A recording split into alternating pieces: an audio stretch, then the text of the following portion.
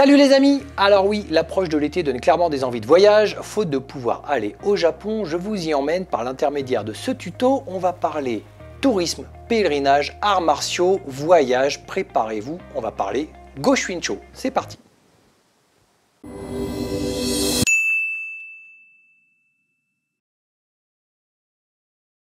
Alors quand on est passionné d'arts martiaux, de choses authentiques, bien sûr, on rêve de voyager au Japon. Quand c'est pas possible, on essaie de s'acheter les choses, on va dire, les plus approchantes de la vérité, de la tradition, de l'histoire du Japon.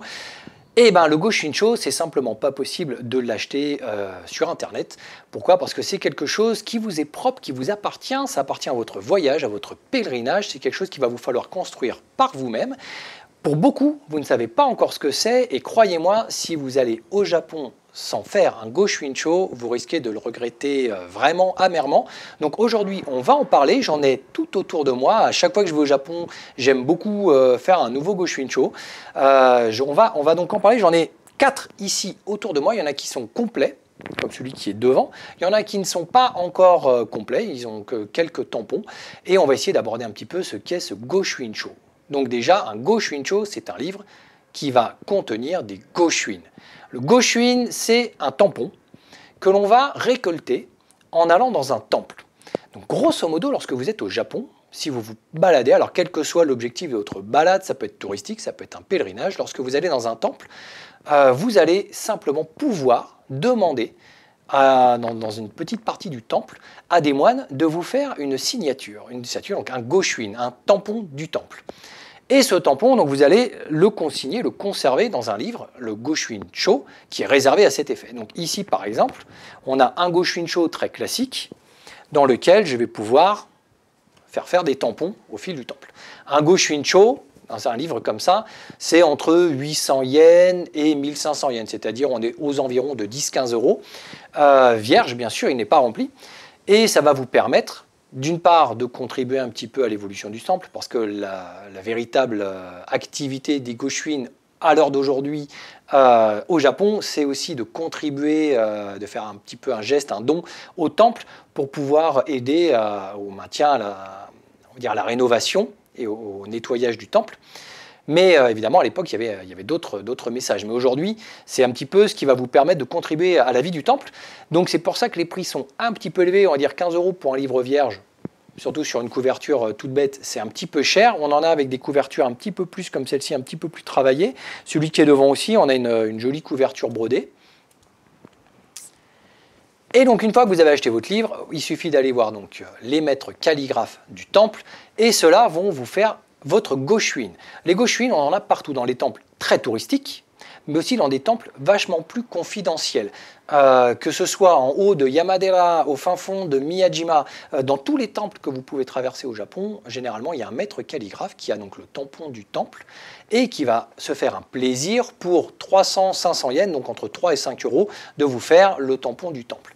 Donc ce Go-Shuin-Cho, quelque part, c'est à terme un peu le GPS de votre voyage une fois terminé. Vous pouvez avoir les Go-Shuin de tous les temples, et chaque Go-Shuin va évidemment certes représenter le temple, mais aussi sa philosophie. Donc vous les trouvez dans les temples bouddhistes, dans les temples shinto, et chaque temple va avoir une philosophie différente. Même quelques temples proposent plusieurs Go-Shuin, avec pour certains liés à la chance, au bonheur, à la prospérité, ce genre de choses. L'idée, c'est aussi de diversifier un petit peu leurs activités afin de pouvoir avoir un meilleur rendement, d'avoir des personnes qui vont payer quelques euros et qui va donc aider quelque part le temple à être toujours bien propre et bien rénové.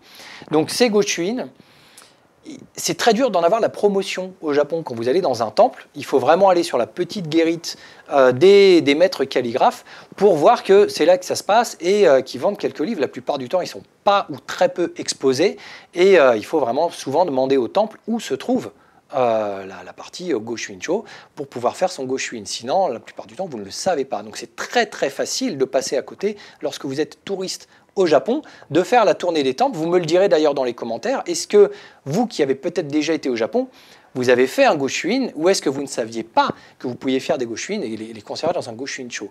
Donc ça aussi, c'est assez important. Moi, mon tout premier voyage, j'ai fait le Japon du nord au sud et il n'y a que à la toute fin de mon voyage que j'ai découvert, c'était en 2002, que j'ai découvert qu'on pouvait faire des Goshuin. Donc là, je me suis dit, ah ouais, j'avais su dès le début, j'aurais consigné tous mes voyages, tous mes pèlerinages. Donc aujourd'hui, c'est plus un symbole touristique. Si on remonte un petit peu dans le temps, je vous avais parlé notamment il y a quelques mois de cela du voyage de Henin, donc du moine qui a fondé Yamadera, donc juste au-dessus de Yamagata. Henin avait été envoyé en Chine pour aller copier différents sutras, pour répertorier des œuvres, et il est envoyé donc par le gouvernement pour faire un travail qui allait amener aussi plusieurs parties de culture et de religion au Japon.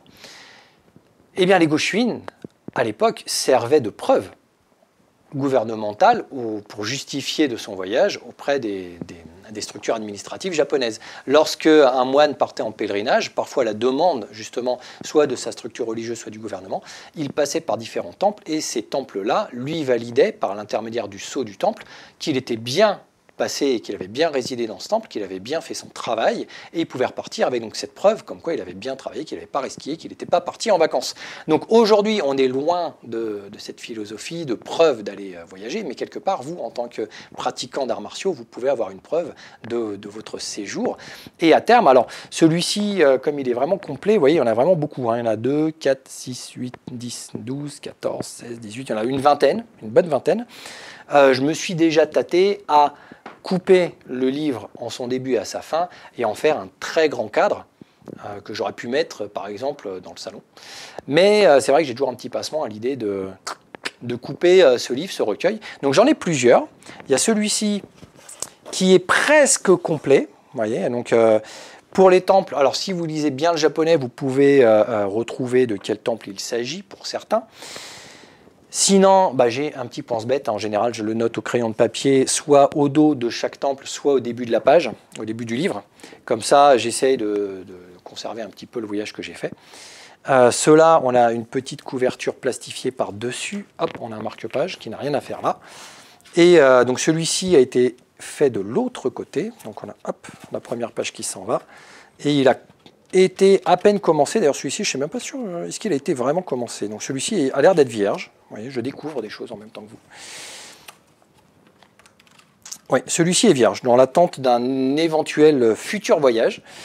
Et on a, je vais l'enlever et je vais le reposer sur son socle.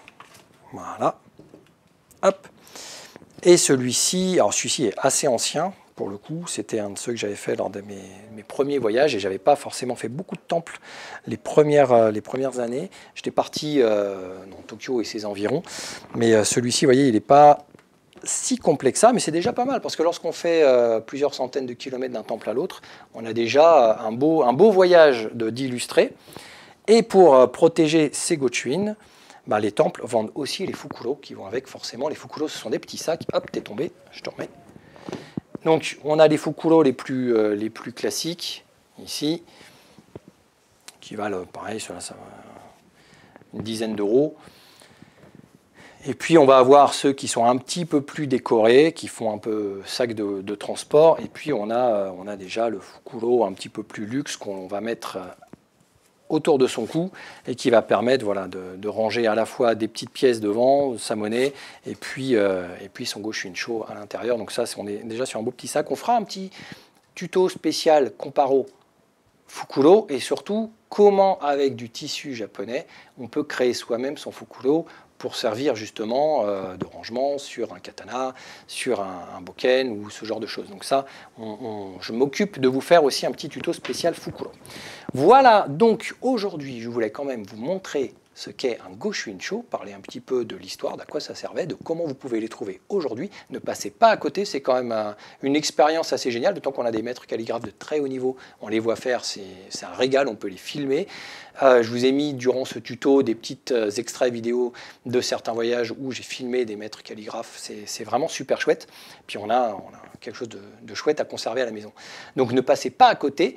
Je vous dis une bonne semaine et pratiquez bien au soleil, transpirez bien Et si jamais vous avez des petits souvenirs comme ça, super exclusifs, j'en ai quelques-uns derrière, on pourra en parler, un de ces quatre, tôt ou tard. Mais voilà, si vous avez des petites choses que vous avez ramenées du Japon, qui vous sont très chères, si vous avez des tampons exclusifs de certains temples, n'hésitez pas, on en parle. Et puis je vous dis donc à la semaine prochaine.